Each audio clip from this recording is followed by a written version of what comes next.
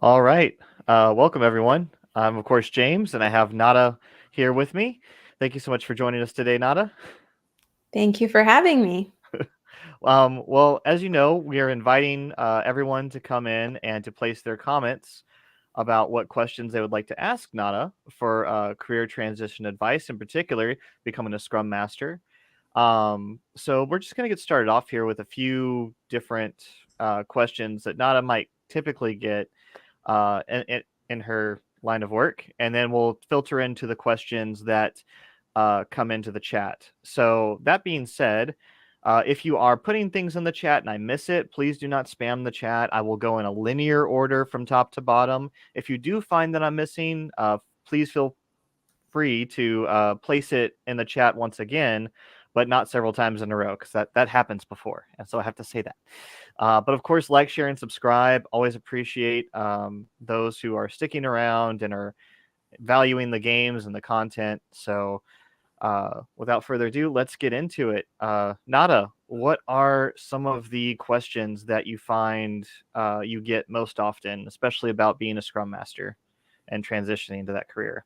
Yeah, so I think one of the biggest challenges with any career transition that people face is never having the title and trying to prove that they have the transferable skills when they're having conversations with recruiters and hiring managers. Um, I know that's something that, James, you also had to go through, right?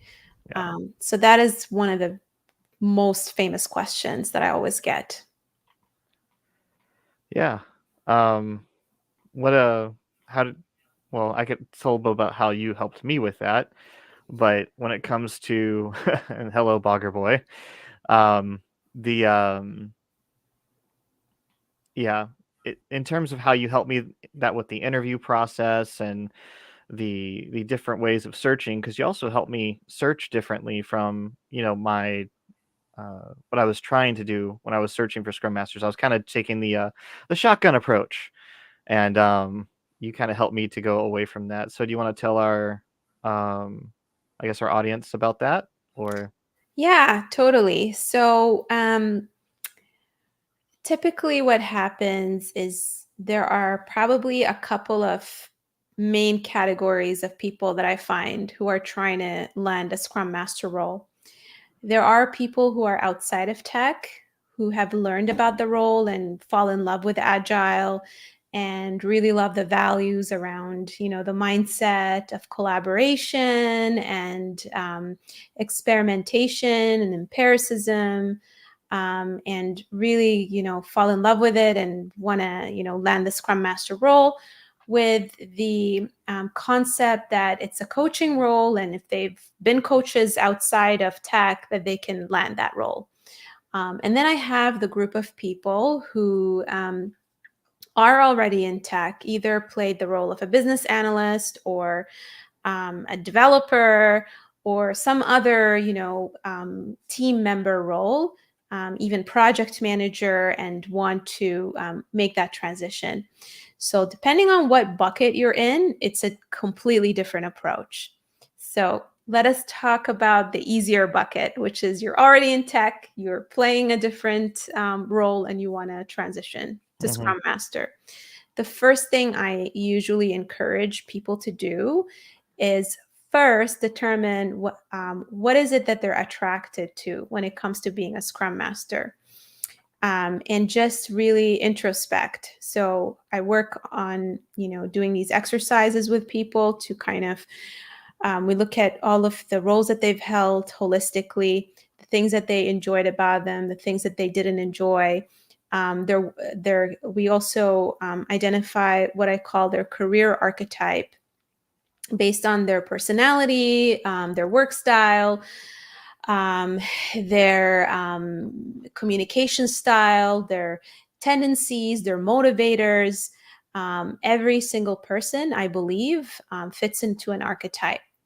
And I am actually in the process of building a model that that it enables people to determine what their archetype is and what roles map into the archetype. Sometimes when people come to me from the tech world and are fixated on Scrum Master, we realize that there are some commonalities of sort of characteristics that they're drawn to, but they could be better suited to other roles that have those things that they enjoy about when they play the role of a Scrum Master, but they would be a better fit for. And I'll give you an example. Oftentimes, I get people who are drawn to Scrum Master, but would actually be happier being product owners. And Mm, after we dig deeper into those exercises, we realize that, yes, they love the collaboration. You can get that being a product owner. They love coaching teams. You can get that being a product owner.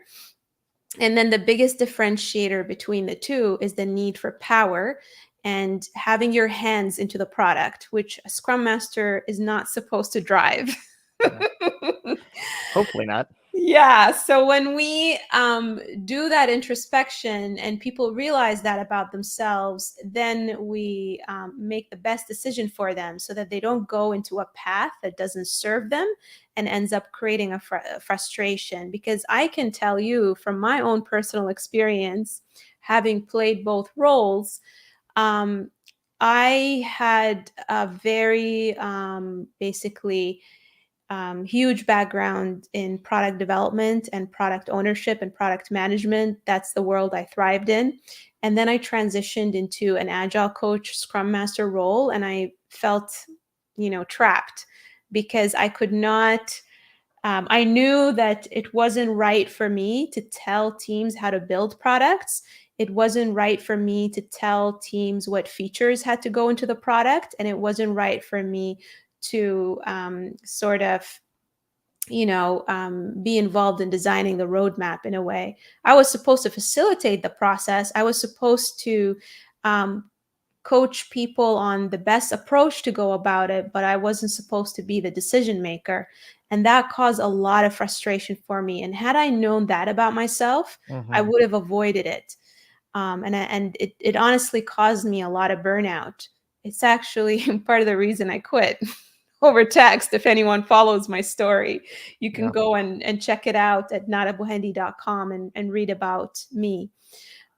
So that is something that we need, that is work that we need to do before we start going through the approach of how do we get you there, how do you land the Scrum Master role, and how do we rebrand you to portray to hiring managers and Scrum Masters that you have those transferable skills.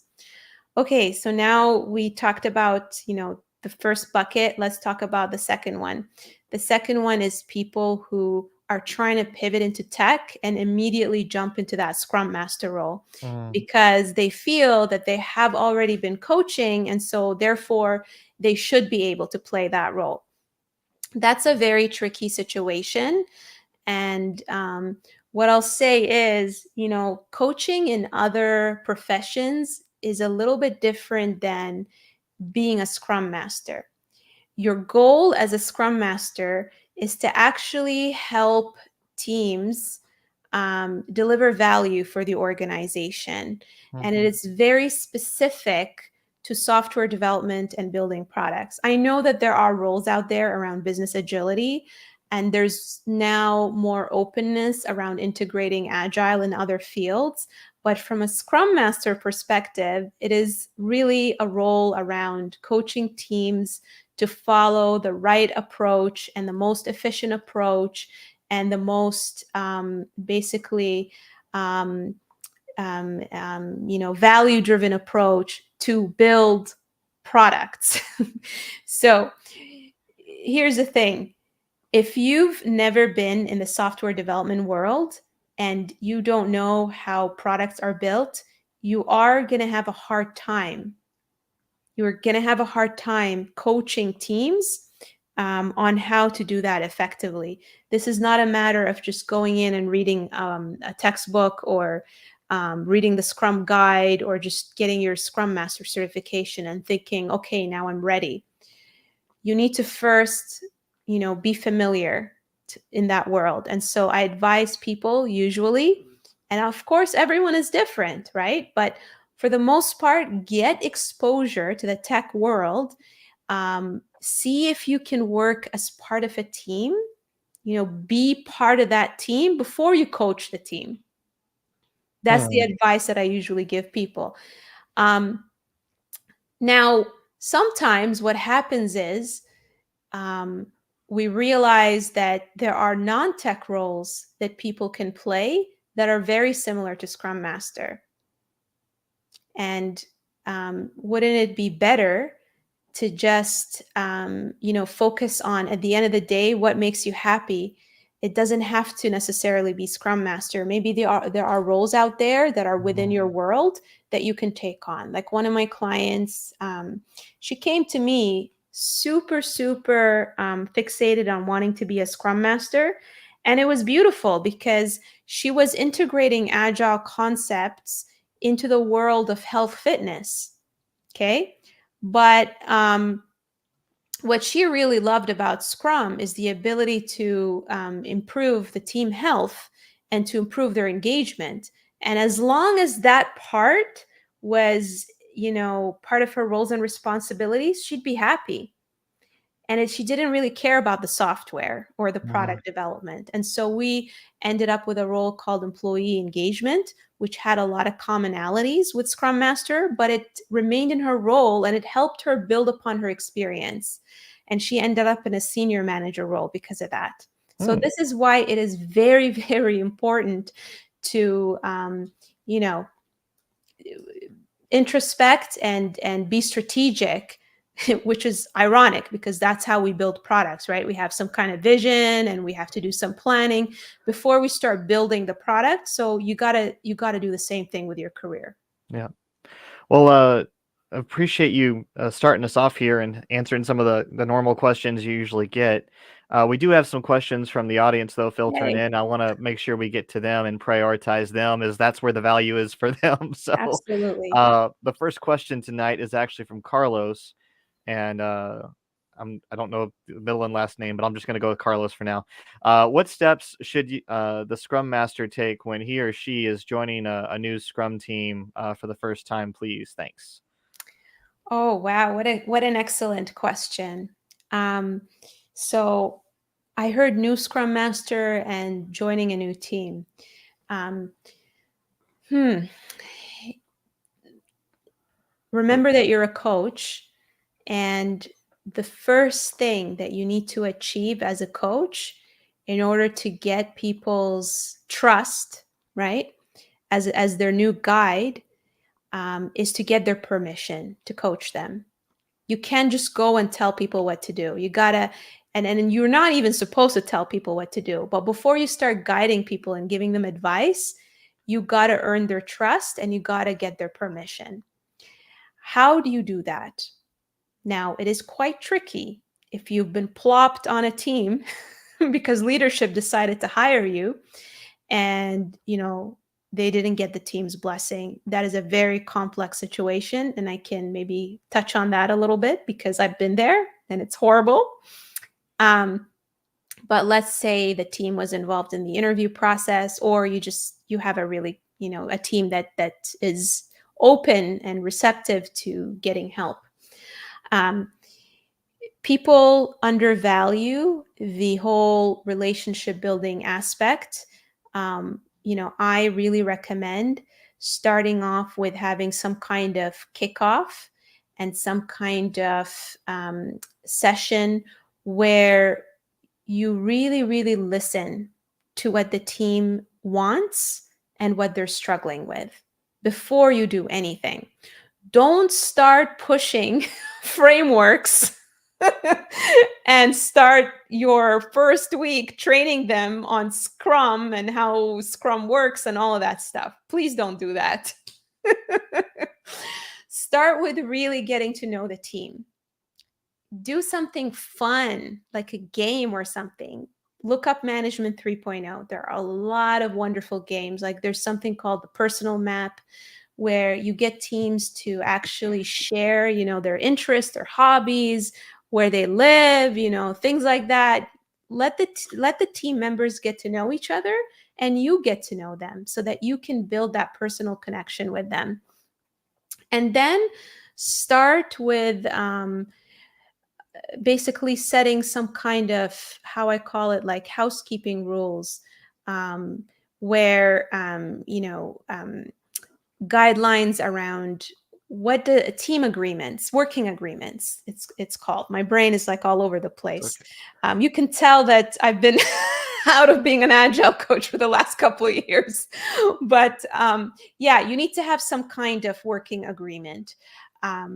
It's people. There's a lot of friction that happens when people don't understand each team member's needs and what the expectations are. And it's important that the teams set their internal expectations. You don't get to set the expectations, they do. So even simple things around what are the core working hours that generally we should work, so that we can ask a question and expect that we'll get a response, right? Because if like, it would be unfortunate if someone sent a message at 5 p.m., right? And expected a response from another team member. So, guidelines around that, guidelines around, the team needs to agree, for example, that if someone doesn't show up to a daily scrum, how would they get the information, right? Rules that would make the team feel like they're being respected.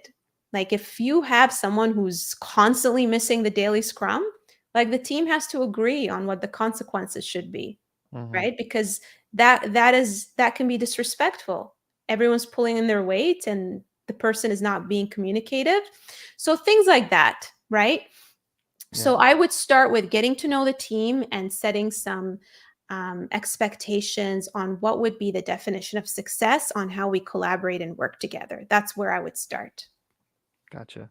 I would just simply add to that, they're like Nada said at the beginning, they're people. Just get to know them as people. Like, what happened to their previous Scrum Master is always a question that goes through my mind. And maybe that went through in the interview, but maybe now you need to get the real story from the team. I don't know. It just depends what's going on there. But what's their take on Agile? Are they burnt? Are they excited? What is their mood? I've been having was told to make sure I get one-on-ones with the people that are on my team, and to now the challenge is to consistently do that, which I need to figure out how to do that. Scheduling wise, when you have two teams, it's kind of hard. Again, it's a balancing act, but I think that is, people don't know the thing that has always stuck with me is that people don't care what you know until they know that you care. And so that's always just like, how do I show that I care to the people that I'm around? And then, that of course builds, to Nada's point, to trust. And I think it's all about just how you do that. And there's, techniques and what works for you and the situation you're in. So just to add to Nada there. We'll move on to the next question. This next one, I guess, is by a new chapter. It says software sales count as tech, and this was do I guess the question is, do they? Because you were talking about career transition and Mhm. people's experience into software, and Yeah. so does that count? Like, what's your experience? Yeah, it doesn't always necessarily have to be part of the delivery of software. It can definitely be other parts of the software. It does make things easier. I mean, I'll give you an example. I had a client who was in customer success, and she often interacted with the product team. Hmm. We landed on product manager, and it certainly made it a lot easier for her to go through that transition because she was in close proximity to the product team, and she was involved in um, interacting with the customer, getting their feedback, and driving and shaping the product. So if you are adjacent to the role and you are interacting with the development team, then that makes it a lot easier. But one thing I'm going to actually say is, just because you are playing a particular role and have a particular title at the organization, don't feel like you can't, get exposure or raise your hand or talk to the company about shadowing or getting on projects or doing some extra stuff that will help you get that experience. I know one of my clients, he was actually one of my biggest success stories.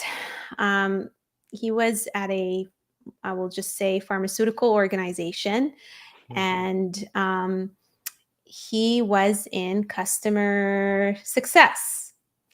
And he was very interested in being a Scrum Master.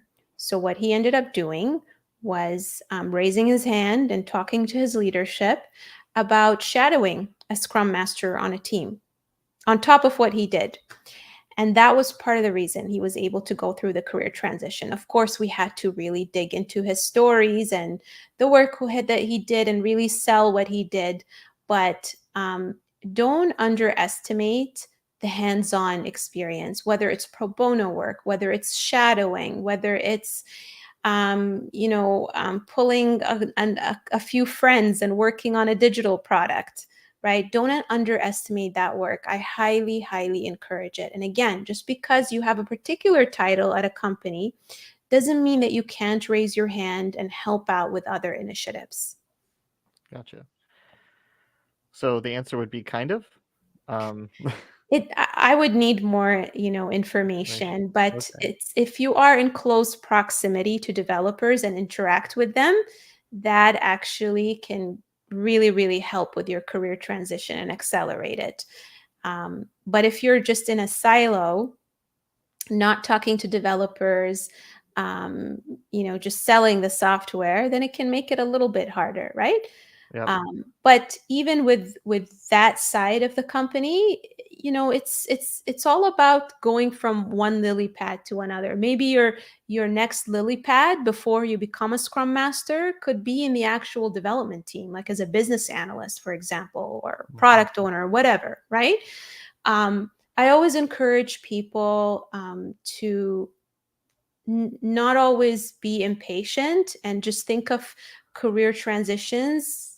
And we're talking agile, right, as incremental, basically, progressions rather than always wanting to just achieve that goal in one jump. Hmm. Even for me, one of the things when I came to Nada, I had been in a couple of different project management positions before. First I heard about Scrum Master, and then I didn't get a Scrum Master position. I got a couple different project manager positions. And then I got a Scrum Master position, then COVID hit and that failed out.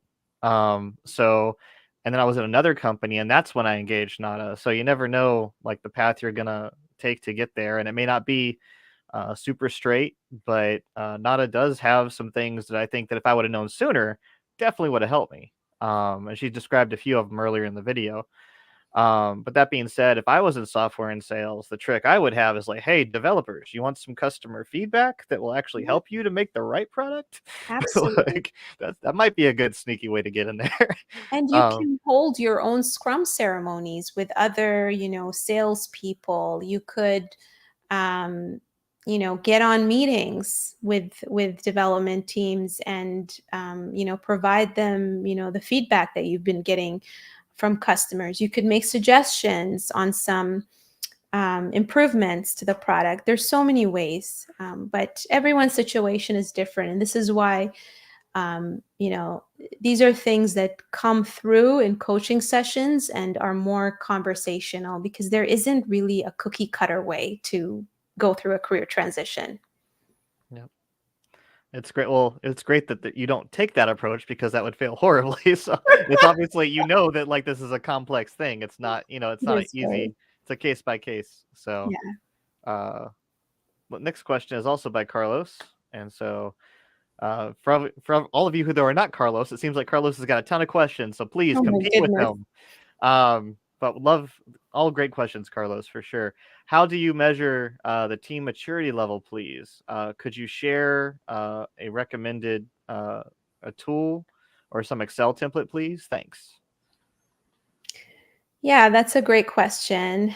Um, I have a hard time with some of these things. I know, every agile coach is different, and I'm not a huge fan of sort of putting my teams through some kind of test that sort of spits out, compared to the rest of teams, what their level is, Hmm. because that can, if I were to put myself in their shoes, that can feel a little discouraging. It's kind of like if when I started as a career coach, someone would come to me and say, "Hey, compared to other career coaches, you're an A or you're a B or you're a C," you know? Um, You know that happened. Did you know? I haven't I experienced that don't one yet. know. I don't know how I would feel if I heard that at the beginning of my career. Right. I think every team has, I truly, and I'm not saying this in a corny way, but I truly believe that every team has their own gifts, you know, and maturity, like based on what, right? Just because they're not operating in agile, they're more mature than others. I mean, I don't know. So I would instead take the approach of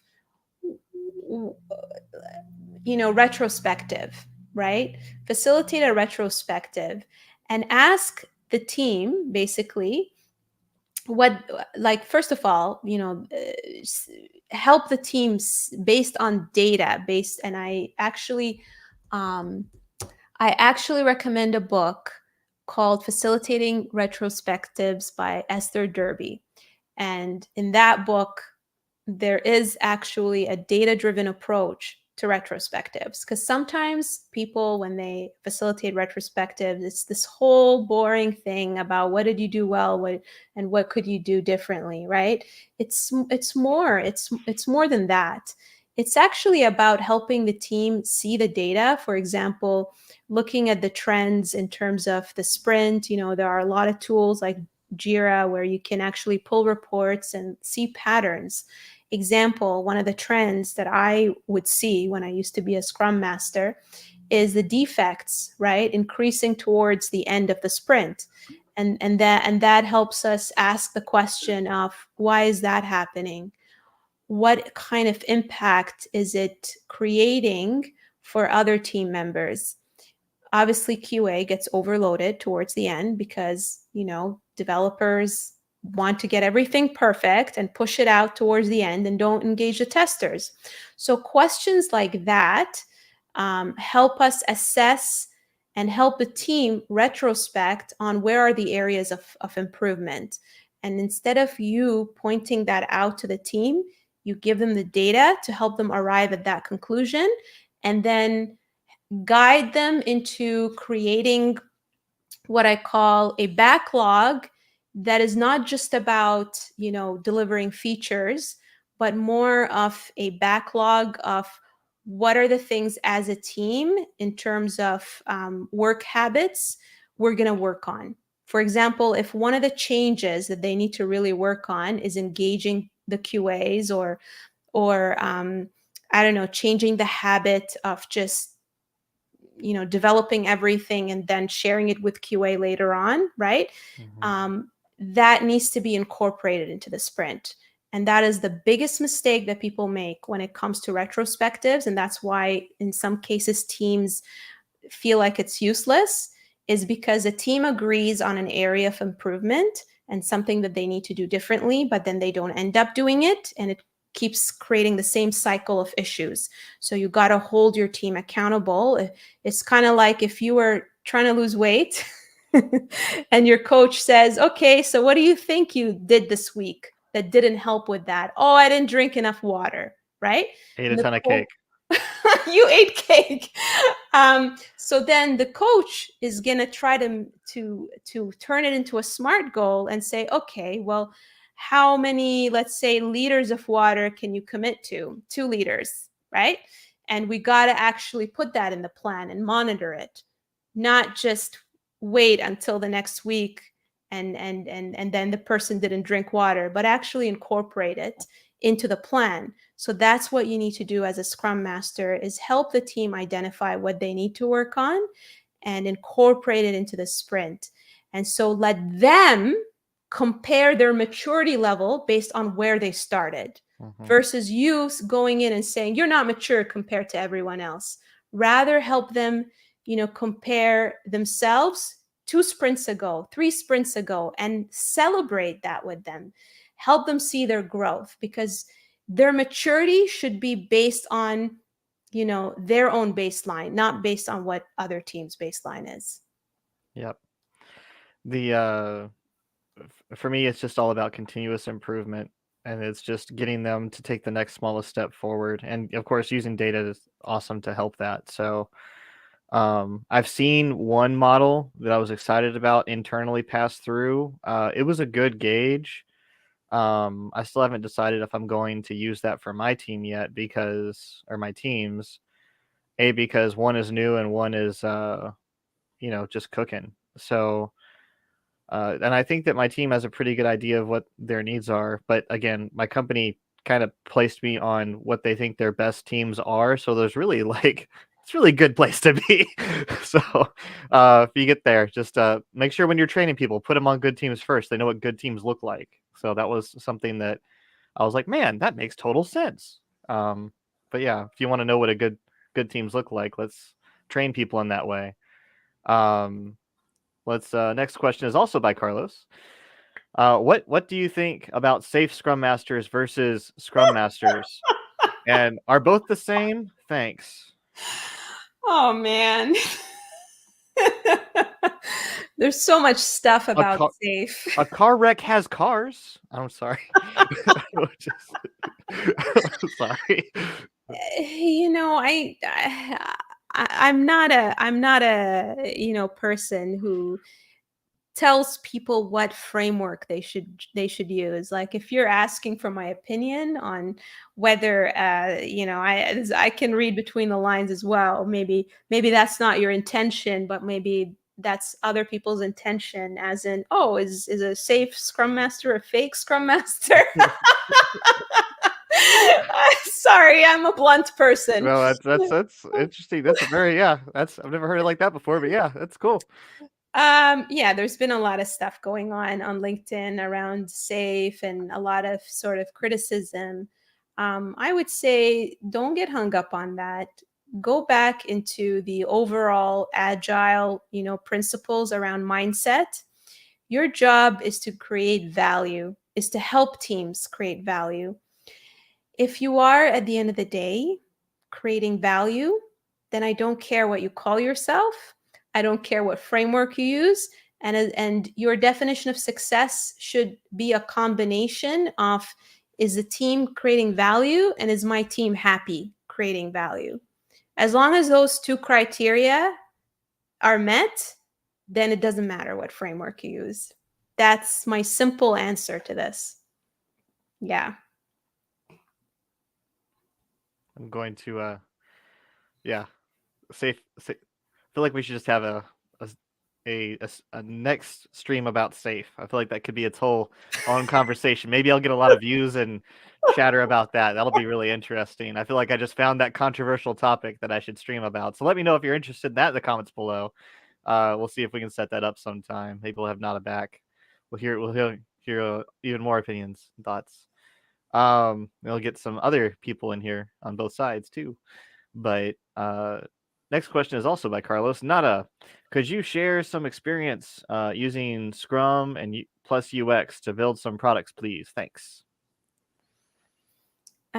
Share some experience using Scrum plus UX to build products.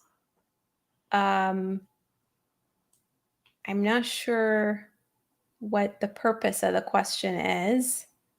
I think that there's sometimes and like how does Scrum and UX put together? I know, for instance, the Scrum.org has a professional UX course that I took some time ago.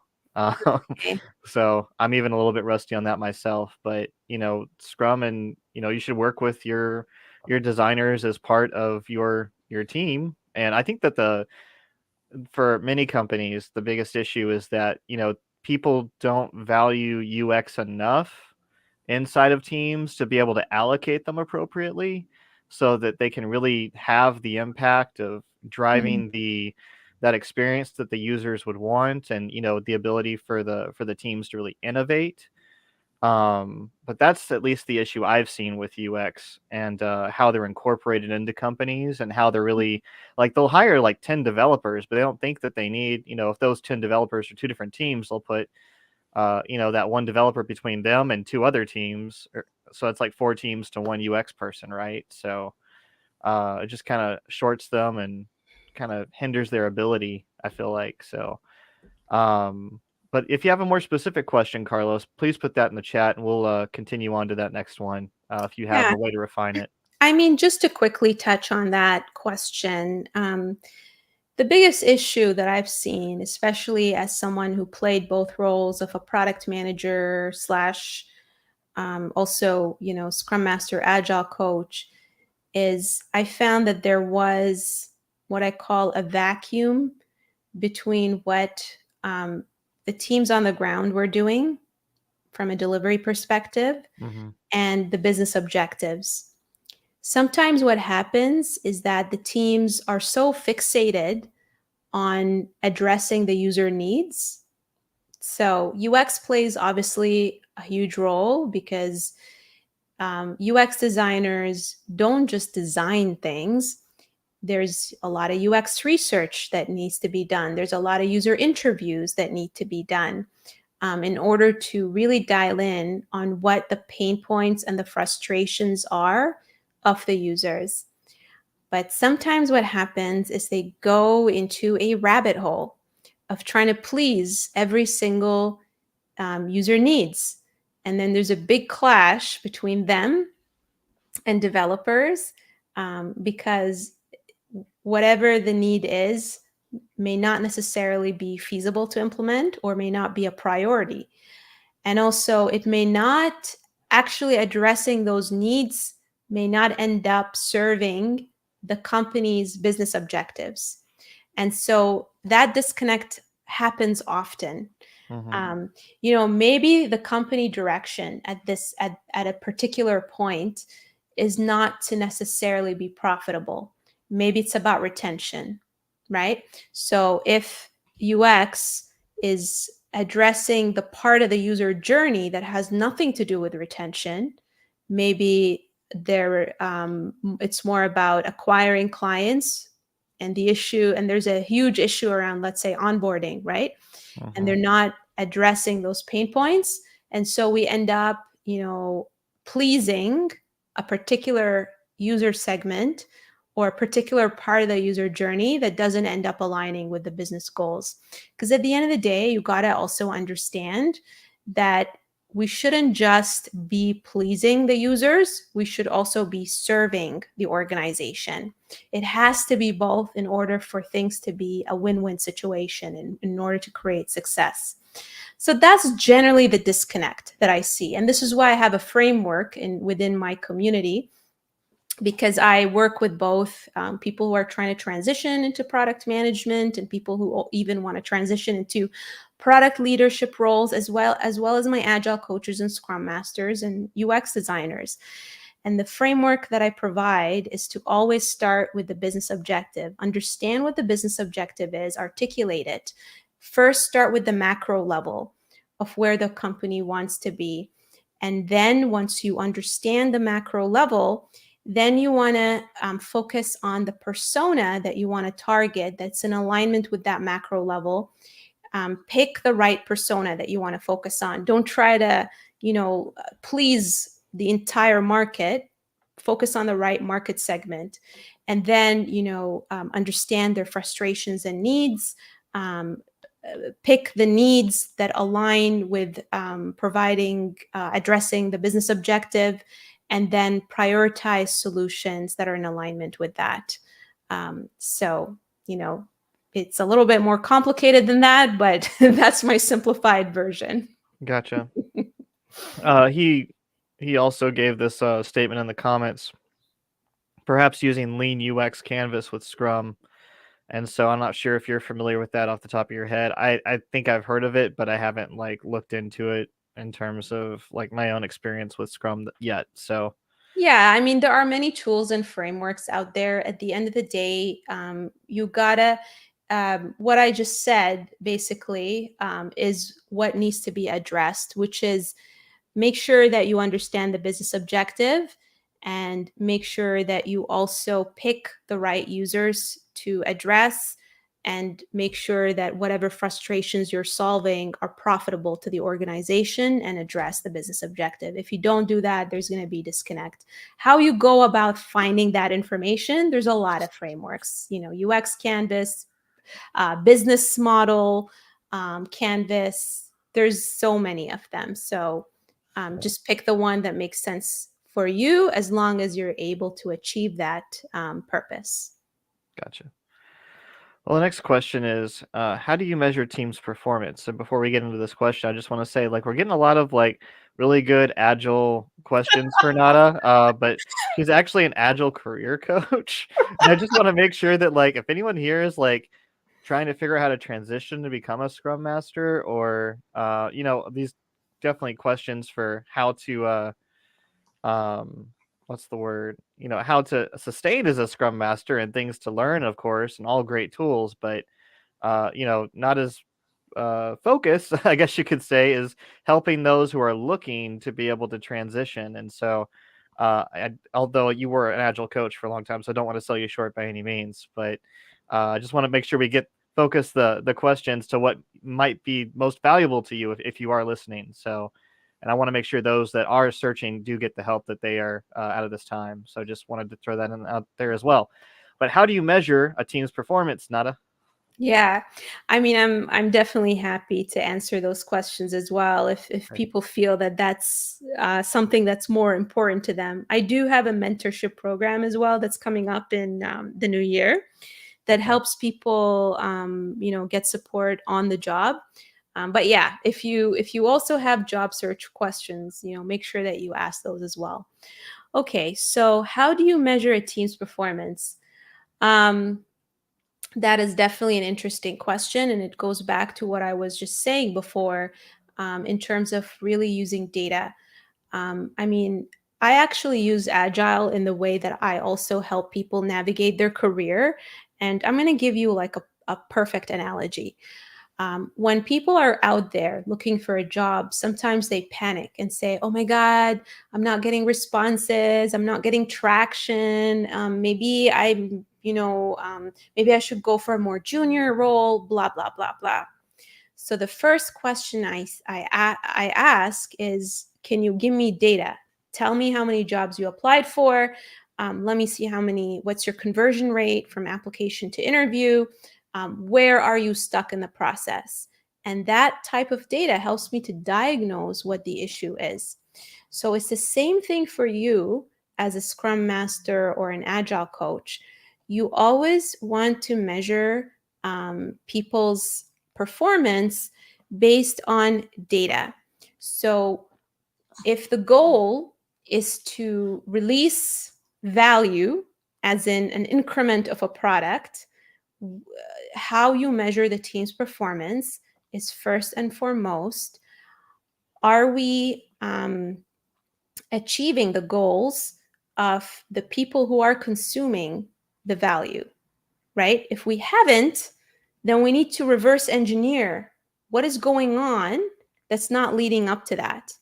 And that is how you measure performance. It's not based on velocity or how many hours the team works or how many features they pushed out. It's at the end of the day, have we met the product owner's goals, and have we help the company become profitable, and by obviously aligning to the user needs, right? So if you're saying that we need to, let's say, release a particular portion of the product, and that product has a lower quality, right? Then you need to ask yourself, well, first of all, we didn't meet the objective, right?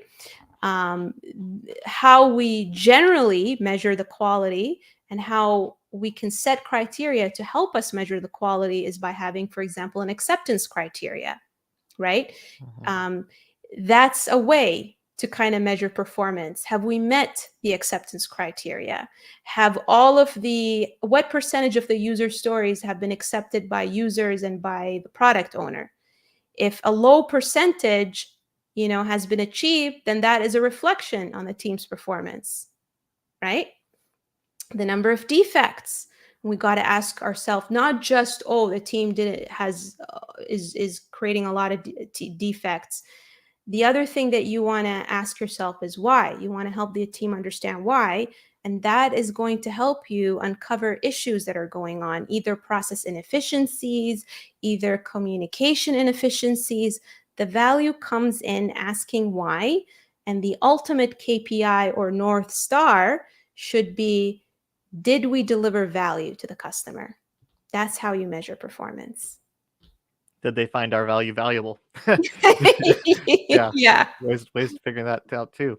Okay, well, I think we answered that one. Let's move on. There's another one by Carlos that says ceremonies and events or events. I'm not really sure, like, if you're talking of the definition of the Scrum Guide Again, or I don't put a lot of value into the lingo, right? I'm not that kind of,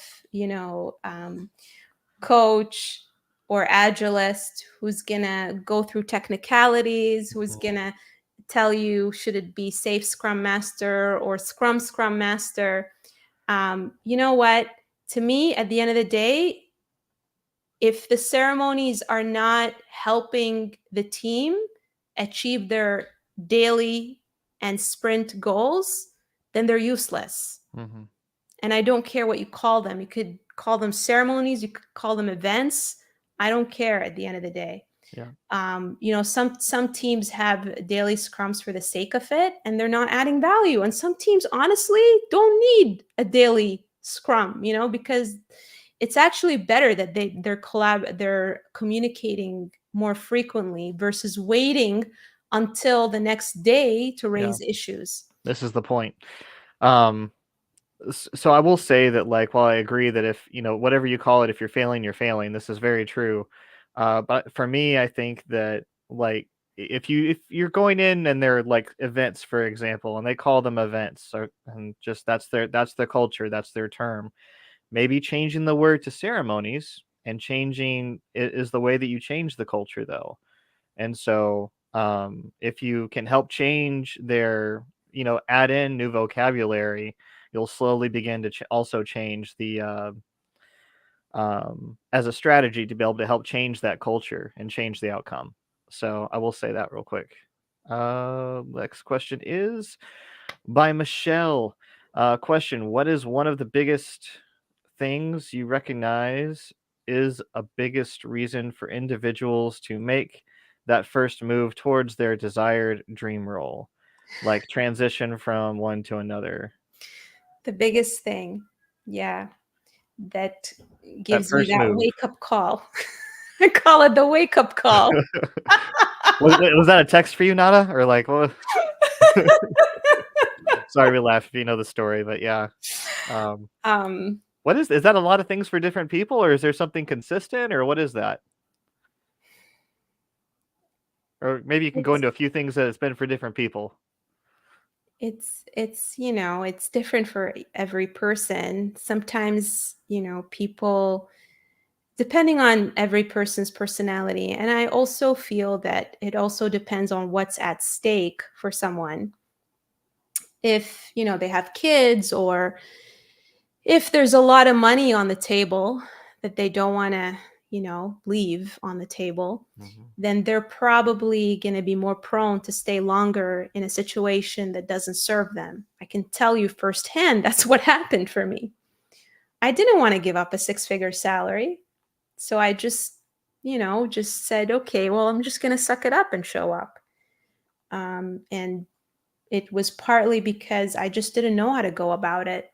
So I figured, whatever, I'll just, keep going, just keep showing up. Um, for me, it was when I got to the point where I felt very disrespected. That was Mm. the big trigger. And I think a lot of people, share that, where they get betrayed. Maybe they get passed on for a promotion. Someone else gets it after they've been promised, for so long that they would get promoted. they've been playing, they're already at the next level and they're playing that role, and leadership keeps telling them that they'll get promoted and they never do. Maybe they were promised, a move to another part of the company and that just doesn't happen. And they keep trying and trying and trying and it just doesn't happen. So they're like, that's it. Physical illness. I had a client who was physically ill, lost her hair, ended up in the hospital, and that was a wake-up call. So it really varies from one individual to another. I think if it comes down to your health, that's like, oh my God, you got to do something about it. Life is too short, you know? Another thing that I think should trigger serious consideration to make a move is if you like dread waking up in the morning and showing up to work, like that to me is pretty clear. Like you got to do something about it. Yeah. And the thing is, like with everything in life, it's a journey. And I feel like as human beings, we have this all or nothing mentality. If we don't get the result, or if we're not able to make the change overnight, we might as well not even try, right? And it's got to be somewhere in the middle. I mean, again, just using a completely different analogy outside of careers and searching is I, had a goal to lose 30 pounds. I realized that it was, I was in, and we often go through that as human beings. There's that denial stage where it's like, oh, it's fine. I'm okay. I'm totally fine.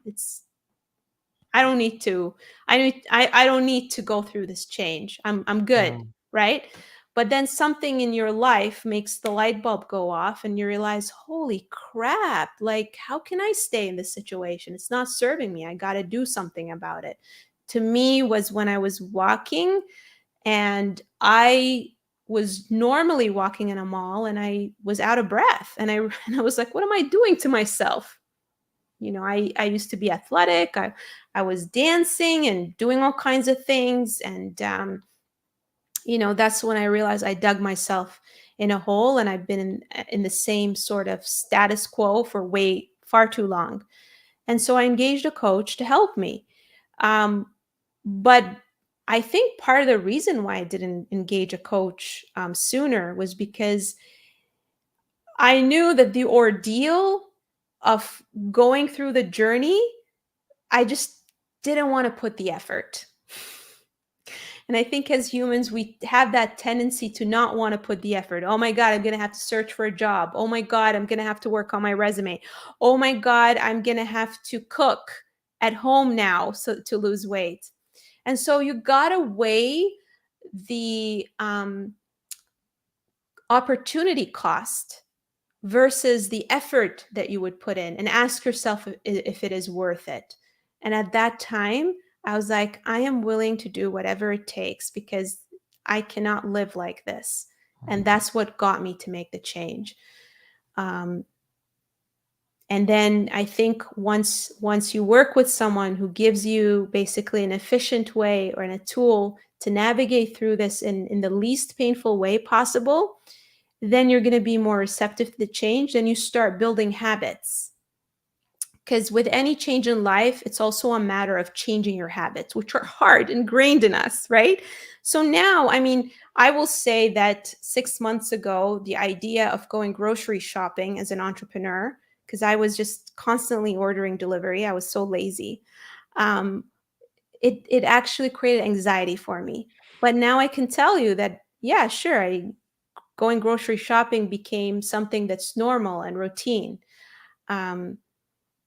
That's just what it is. As human beings, we're very change resistant. So you just gotta like, take it at one step at a time. Yeah. She said to clarify the biggest thing that inhibits from making the move, which I think you covered as well. Yeah. So, and if Fear, not, yeah. Okay. fear, laziness.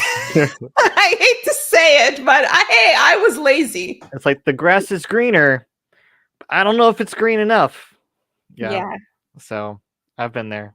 Can relate.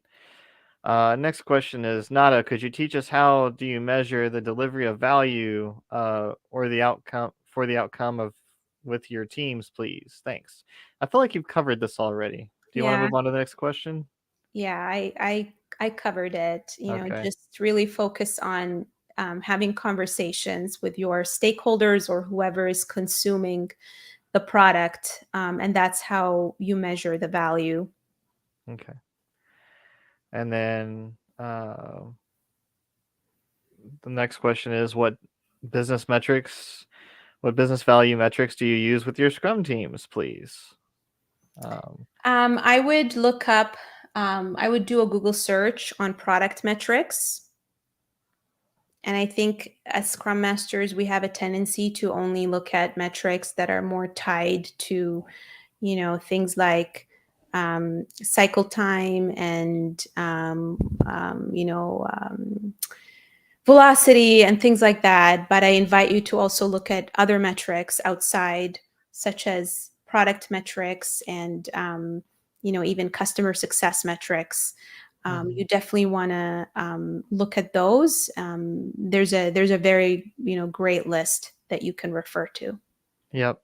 I'll also say to this that, we as Scrum Masters, we tend to focus on the team, and then there's only so much of that we can do. And if we don't look at the whole value stream, we can end up sub-optimizing that one part when actually like the things that's holding back that one part is everything else surrounding it. So Absolutely. yeah, so we need to take a look at everything and not just, the team because, oh, well, they're the engine. But yeah, if the car is like if the wheels aren't going anywhere, but the engine's, like awesome, that's, you're not going to go anywhere real fast. So, Yeah. uh, 100%. I would say the biggest mistake that I used to make as a Scrum Master or new Agile coach was definitely not, just being in my little bubble and not looking at the macro level. Things like user adoption, for example, right? Things like, customer retention. You can get all that information by interacting with other groups. Don't just stay in your bubble. Um, think about who your stakeholders are, have conversations with them, ask them what their definition of success is. And that's really going to help you tie things together. yep. Move on to the next one here. And we'll go to, I don't know how to pronounce that. But it says, hello guys. I've got a question. How do we really, or do we really need multiple metrics to measure the performance? This is great right after the previous one. So, do we really need it? Nada, your thoughts. My goodness, I'm getting a lot of agile questions. I feel like I feel They're like testing you, man. I feel like I should just get an agile coach contract now. I'm just kidding. My clients will freak out if they hear this. No, I'm still going to remain as a career coach. But do we really need multiple metrics to measure the performance? Absolutely. I think you definitely need multiple metrics because, as we mentioned, you need to look at things from different perspectives. This is not just about the team health and the team producing, right? This is about making sure that at the end of the day, again, as I mentioned, your North Star really is, did we deliver because you're basically getting your team to deliver a releasable product increment, right? That is usable by your customer. That is your North Star. How do you figure out that this was successful is by having conversations with your different stakeholders, and every stakeholder in an organization has a different sort of goal, right? Your marketing teams care more about, maybe your sales teams care more about acquisition, for example. Your product team is going to care more about, let's say, product related metrics. So you want to have those conversations because, again, you don't want to stay in that little bubble. You want to make sure that you're aligning um, basically different parts of the organization as someone who is a coach. If everyone's happy, then your team's going to be happy. That sounds about right. I think. I mean, I can't imagine people not being happy and my team not being happy. So yeah, that makes sense. yeah, because if people are happy with, everyone outside, right, who depends on the team are happy, they're sort of in a way internal customers. You gotta also make your internal customers happy, not just your external customers. True. Because you have to work with those people every day. That's for sure. So, 100%. Nada, before the product backlog, what do we find there, please? I don't know what that means. What do we find there? As in, what do we do before we create the product backlog? I mean, I'm not sure how to interpret that. Right? I think like, are you talking like, do we need like talk about getting a product vision? Are you trying to understand the customer's needs before you and trying to make those needs into product backlog items? Like, maybe help us out with another comment below, but we'll move on for now Yeah. because we got others.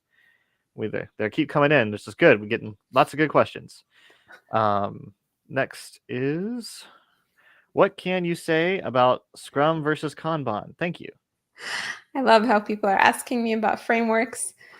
Um, like I said, I'm not a big framework person, and I honestly like to engage my teams in choosing what would be the best way for them to deliver value. That's really my short answer. I mean, Scrum is more like into sprints, Kanban is more open. I found Kanban, I found Scrum less successful in situations where you're dealing with support, and that kind of thing, where we're not necessarily building an actual physical product like service delivery, that type of thing. Kanban worked very well. Do I think Kanban can't work well when we're delivering product? I don't necessarily think so. I think it really depends on your team, their preferences, and their tendencies. So before I'm not gonna basically tell you which one is best. My short answer is um, talk to your team, figure out what their goal is, do some research on Kanban versus Scrum, look at the pros and cons, tie them into your team's needs, and then work with leadership and your teams to choose which one would work best for them. Yeah, I'd say definitely get to know both because I think both, if you're trying to learn, if you're just starting out, for example, I don't know what the context is for this question, but if you're just starting out and you're like, well, which one do I focus on? In terms of like, if you're looking for certifications, I know that there's more out now for Kanban than there once were.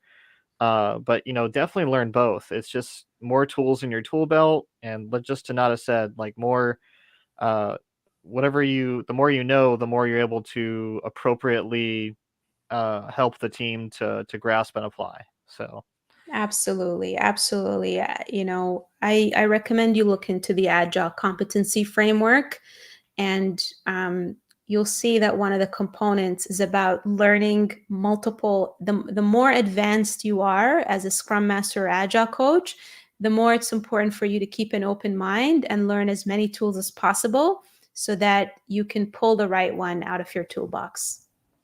gotcha. This is very true. I might go into that a little bit later in terms of a tool to help me, in terms of the end of the live stream. But for that, let's go back to Carlos. Carlos, Nada, does your product owner order or prioritize the product backlog? Please. Gracias. Did. Absolutely. Thanks again. That's part of the product owner's job, is to basically provide input to the team in terms of what the stakeholders and users value the most. But it shouldn't be the product owner on their own prioritizing. They should actually work with the team and engage them in figuring out also which ones are going to be a quick win, which ones are going to are feasible, how long it's going to take, Because the big mistake is to just focus on business value and prioritize based on that, but it should also be based on how fast we can ship the product. Because imagine if there is a feature, right, that's very, very important to the client, but it can take months to develop. Wouldn't it be better to release something sooner so that the client sees the win sooner and you build that trust with them, and then they'll have more of that appetite to wait for the bigger pieces. So that's my take on it. That's how I would approach it if I was a product owner, but everyone is different, obviously. Yeah, when I was hearing, I forget who runs it in his name, but he runs scrum.org, and he was joking about how product owners and saying no. And like, I'm a scrum master, of course, but I've always been like, yeah, loving that product owner ability to say no is pretty awesome because the whenever they're ordering and prioritizing that backlog, just having being able to actually say that and, build that trust with the stakeholders is pretty awesome to me. But also just be able to tell someone no, you're not going to get that. Or like, no, we're not doing it this sprint. Like telling that to the business because you're empowered as a product owner. If any place is actually that empowered, please let me know if you're in that place. Because I would love to know where those are. But yep, sorry, going on a tangent here. Technically, go. I don't know. Oh, finally, there's one around transitions. Yeah, all right. Recommendations on first steps to becoming a Scrum Master. Um, it depends on which bucket you fall under, which I kind of talked about at the beginning. But if you are in the already in the tech world, part of the development team sort of bucket, then I feel that while it is definitely great for you to kind of learn the different frameworks, go into training, that's a nice step. But what's more important is for you to not basically wait for the opportunity to get the title or get offered the role before you act as a Scrum Master. You can act as a Scrum Master even if you didn't have the official title, right? In fact, I know organizations where development teams take turns acting as Scrum Masters. So raise your hand and help the Scrum Master, right? That could be a great opportunity for you. If you are not in the tech world, you're not part of a development team, then we talked about shadowing, right? Another Scrum Master. We talked about maybe you want to also ask yourself if that is the role for you, because there could be other roles in non-tech environments that would allow you to practice the things that you enjoy about being a Scrum Master. And maybe you want to consider before being a Scrum Master, if you're outside of the tech world, of getting exposure into development teams first, whether you're a business analyst, whether you get into a business analyst role, if you are on the people side of things and the business side of things, or that first example that we talked about, someone in sales, interacting, with developers and being involved in the process of putting features into the product. Awesome. Yeah, it definitely depends on what point you're coming from. And I think Nada really does a great job of sitting with people and helping them, again, take them the next smallest steps from where they're at to get to where they want to go, which is what she did to help me, as well as help me coach me on, some activities that help me understand more about myself. I definitely want to say that, like, let me just go ahead and share my screen here. Oh, that's not the wrong one. I'll share that later. But this is Nada's website, and I think that she's the one that, if I had to recommend someone that was going to help you along the path, I think that she's it. So make sure to go check out her site. The links will be probably not unless you have them, Nada, to post in the chat if you want to. But I'll just go ahead and put this one in the chat right now for there. And then we have another one that's going to come out. I believe they'll be able to get some discounts for your services. Actually, Nada, right? Yeah, I'm offering a discount for all of the folks who Our subscribers, so you have to subscribe first. You can't just be watching this video. Be subscribed. So any subscriber will basically get a discount to the career transformation program that's coming up in January 2nd. I'm starting a new cohort. So best thing to do is to also book a free career diagnosis with me. I love first, having conversations with people to see if they're even the right fit, or sometimes I still give people advice if we're not the right fit on what they need to do. The other thing I wanted to actually say about a really good step that you can take as into getting into a Scrum Master role, and a mistake that I see a lot of people make, is not being able to articulate, their transferable skills. Your personal branding needs to show you as a Scrum Master. If you're not portraying that and you're talking about your development work, you're overly describing that, and you're overly describing your business analysis work, and there isn't that element of coaching, then you're not going to come across as a Scrum Master. So that is a big step that I help my clients with in order for them to be seen as a Scrum Master. But it needs to be a holistic approach. I'm not that type of career coach or certified resume writer, which I am, that will fudge your experiences, because I'm not a huge fan of that. I'm a big fan of being your true self and being authentic. So when I work with people, we talk about the branding, but we also talk about what are the hands-on experiences that you can get. At the end of the day, it's not enough to have the theoretical knowledge. You do need to have the hands-on experience before you get into such a coaching role as a Scrum Master. And we talk about we assess if you are ready to make that direct jump, or if you need to jump on a couple of lily pads in order to get there. Cool. I do want to address this really quick because, again, it does come from different people can come from so many different perspectives at this, from becoming a Scrum Master. And I ran into a few of them on my journey, and some people still reach out because they're coming from different areas. And one of the reasons I'm doing this tonight is because I kept recommending them to Nada, and I was just like, well, I should probably just do something with that instead of just doing it on a one-on-one. So people have more of an idea, and I can help more people, and I can refer them to things so that they can see Nada and hear her answers. So, but also to that, I just also want to flow over to this real quick. This is another deep education. Nada, you spoke to how some people are not able to articulate things, and I feel like this is something that definitely helped me more than 2-day classes, to be able to help me articulate myself in terms of flow and understanding constraints and different parts of the not being so framework specific in my understanding of being a Scrum Master. So I'm just going to say I'll put this in the link too.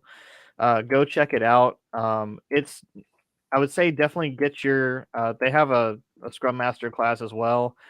But this is something that I really do believe helped me understand a lot more of the deep science behind things. It helped me to articulate. And so I definitely recommend it as well. But besides that, we'll jump back to the questions and we'll keep moving. So that being said, let's move on to Manny again, I believe. So Can you give some inputs to identify North Star for a new team? Yep. Your North Star, as I mentioned, is very well. Yeah. So you're talking about the inputs. So the North Star we talked about is the value that you are creating for users, right? The product increment.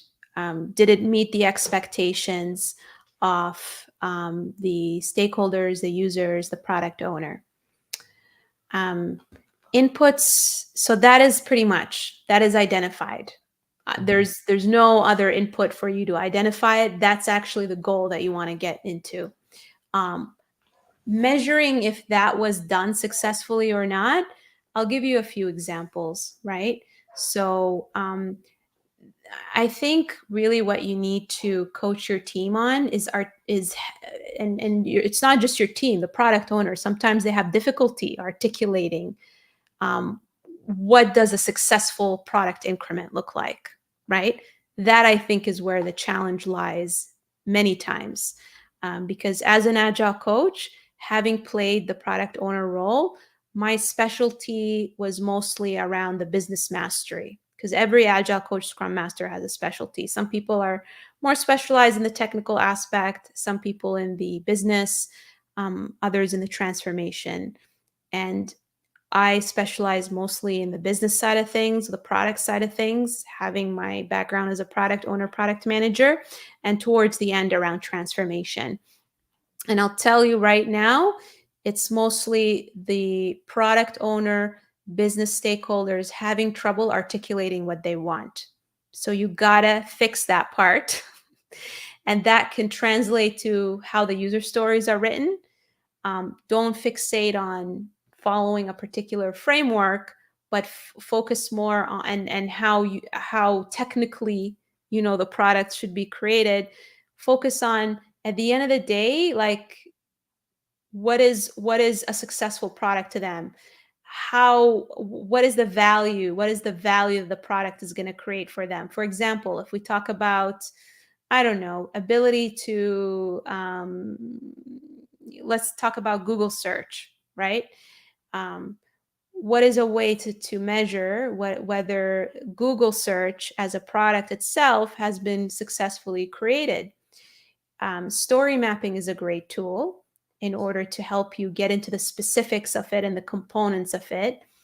A big thing that people get stuck on is they're not able to break down, the value into basically increments and pieces. So being a little bit more specific, yeah, we need to have the ability to search. Okay, search how? Search on what criteria? How fast do you want the search results to be? So asking those questions and getting your team to ask those questions to get into the specifics will help you measure whether things have been done correctly, and will help you tie into the North Star of producing a valuable product. Um, a measurement would be the functionality. Another measurement is the quality. Again, if you know what the acceptance criteria is, and that is an input, right, into determining whether this is a successful product increment. You'll be able to basically determine whether the increment is defective or not.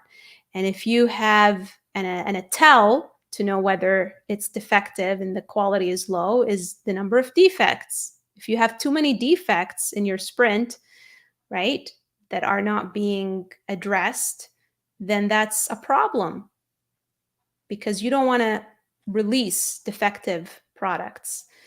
Also, the efficiency. If your team is constantly being blocked, if whether you use like a Kanban or Scrum board, whatever you want to call it, and an item is sitting in a lane for like 3-4 days, right? You want to understand where the bottleneck is. Is there like maybe a team that's taking too long? It's the product owner not getting back in terms of clarification. Those are ways to kind of untangle things and figure and improve performance.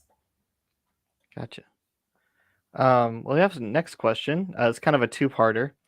It says, firstly, thank you so much for coming on this podcast. There are many softwares these days like Miro, Trello, Jira, Azure. Next part of it is there a list of like 4 to 5 softwares? I guess you just mentioned 4 to 5 that probability wise that will most likely dominate in the upcoming months, so I can focus and learn more about them. I would definitely say Miro. What are your thoughts, Nada? I say look at job postings. That's how Good you'll point. know, right? Um, I always recommend when people identify gaps in their knowledge is to look at job postings and what they're asking for. If you're seeing a trend of a particular software, then you better ramp up on it. That's the simple answer. And also talk to other Scrum Masters. Networking is very important. Surround yourself with people, not just within your organization, but outside of your organization. That is extremely important, and a mistake that I made earlier in my career and addressed later on, because your company may be doing things a particular way. What if there's a company out there that's doing things differently, that's leading to much better results? If you talk to those people, you can bring innovation into your organization. So, job postings, talk to other Scrum Masters, network, go to meetups. That's my advice. Yep. Well, one of the things you had advised me to do, at least from what my memory, you can correct me if I'm wrong, was that you had me go in and you looked at those different softwares, but also look at where I wanted to work and see what they were using. And Yeah. so, for me, I've obviously been, anyone who follows my channel, I'm really into Miro. And but COVID hit, so it's kind of a thing, right? I shouldn't say that on YouTube, but oh well. That's ship sunk, I guess. The Anyways, that happened, and yeah. So where do you want to work? What softwares do you want to use? And what's do you feel like those softwares really speak about the culture? I feel like those are some of the things that Nada also helped me to understand, and like, what do you want to work with? Not just what's pertinent, and to find those companies that are using it too. Might sell you, might be what's the word?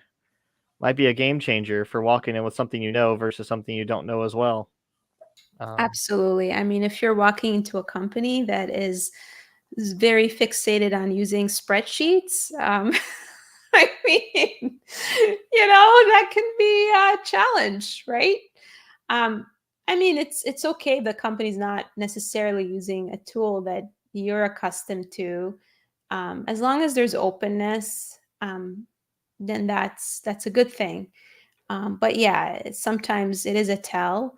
If a company is using outdated software or they are fixated on a particular software, that can be a tell. I mean, I worked at a company, not going to say the name, mhm. so that I don't get sued, but we were creating real estate software, and the company was very fixated on using Microsoft Excel versus other tools.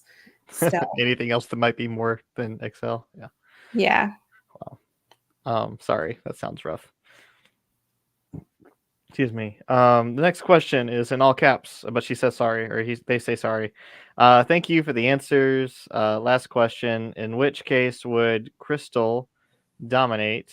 Like, I think understanding emotions of people will play a huge impact, but I see Agile and Kanban dominating. Crystal meaning the framework for Agile, I believe, in Mhm. terms of like, um, in which case would you see Crystal dominate? I haven't seen Crystal come up at all, like in all of my job searches ever. Like that's never been a thing that's come up. So I don't know who's doing Crystal. I don't know if it's working for them or in what context. But Nada, you've been an agile coach much longer than I have in anything. So, have you ever heard this come up? Like, No, and I okay, look at job postings a lot, like thousands of job postings.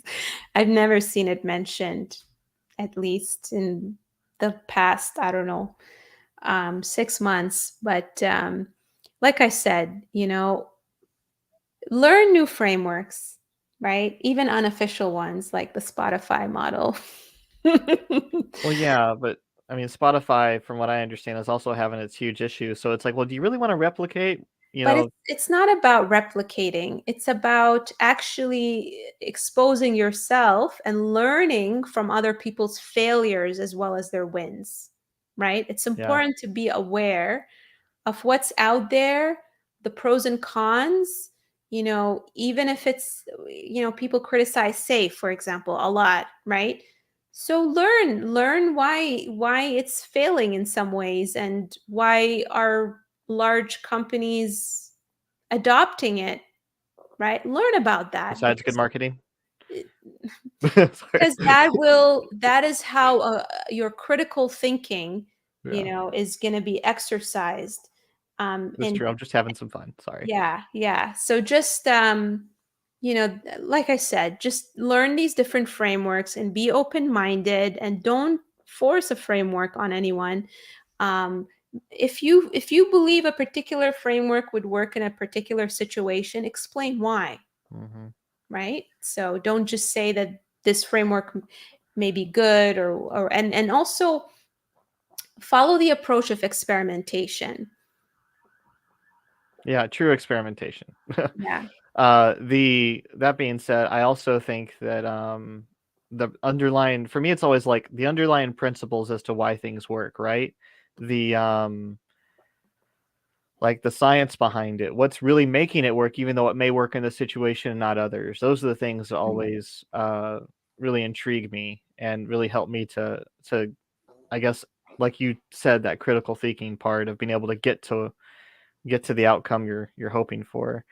Um, but yeah, I think we're finally out of questions. Nana, I think we can wrap up unless we'll Yeah. wait a couple seconds to see if anyone has any last words. But is there anything else you want to say about your services or to the people or to the job hunters? I just want to say I know I've been in. If you're looking for a Scrum Master job, I've been in your shoes. It was years for me, and it was something I was persevered in. I never gave up on, and I was about to, and then I found Nada, so that's why she's here. And I'm very thankful for you showing up and just giving your time to the community like this, Nada. Thank you so much. You're very welcome. And I encourage people to definitely connect with me on LinkedIn, follow me. I produce a lot of, content for people to help them. I also have a free newsletter that you could also sign up to, so that you can get a lot of value. And there's a lot of tips around rebranding your LinkedIn, etc. I got basically on Tuesdays, I go live on LinkedIn, where I go over particular topics. So feel free to join that. And if ever feel like you want to talk or you're feeling stuck, I also offer a free 20-minute one-on-one coaching call. And you can book that through my website by clicking on the free career diagnosis. And lastly, my next cohort is starting in January 2nd. So if you're interested, you could also reach out to me and inquire about that. But James is going to kindly post the link to that so that you can check it out. Yep, and that link will be on LinkedIn, and that link will be posted in the description and comments tomorrow at some point. So make sure to stay and look for that. Or if you're watching this in the future, it will be in the comments then. So it will be or in the description as well. So, but thank you so much, everyone, for joining. Thank you for the great questions. Definitely put our agile knowledge to the test tonight. And I hope that some of you that are job searching got help out of this. And if you're watching this in the future, please put comments below. I'll respond as soon as possible. If you want, again, Nada's information will be in the description by tomorrow. It's like 11, it's the Friday the 18th. I'm losing track of time now. But yeah, thank you so much again, Nada. Like, share, and subscribe, everyone. Good luck to you and in your searches and in your teams, as some of you I know are showing up, seems to already have those jobs. So good luck, and talk to you later. Thank you so much. Bye, everyone.